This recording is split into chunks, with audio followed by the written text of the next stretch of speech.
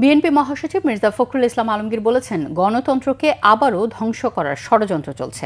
সকল ষড়যন্ত্র রুখে দিতে ৭ই নভেম্বরের মতো সবাইকে ঐক্যবদ্ধ থাকার আহ্বান জানান তিনি। বলেন, সিপাহী জনতার বিপ্লবে রাষ্ট্রনায়ক শহীদ রাষ্ট্রপতি জিয়াউর রহমানের ক্ষমতায় আসা ছিল দেশের জন্য টার্নিং পয়েন্ট। জিয়াউর রহমানের দেখানো পথে দেশকে এগিয়ে নিতেও সবার প্রতি আহ্বান জানান বিএনপি মহাসচিব। শুভ মাহফুজের রিপোর্ট।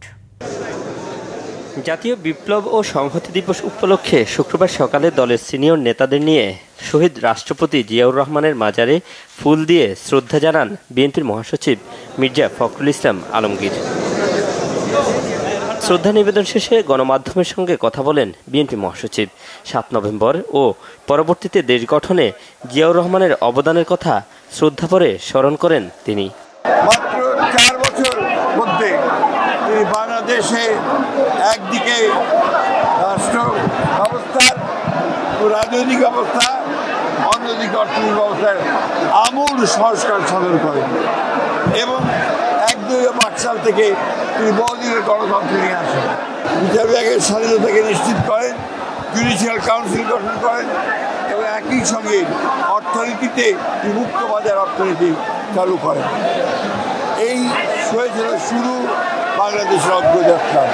বাংলাদেশকে একটি সমৃদ্ধ, সুখী, গণতান্ত্রিক রাষ্ট্র হিসেবে নির্মাণ করার জন্য শহীদ জিয়াউর রহমান যে ভিত্তি স্থাপন করেছিলেন, সেই ভিত্তি পরবর্তীকালে বাংলাদেশের সামনের দিকে এগিয়ে যায়।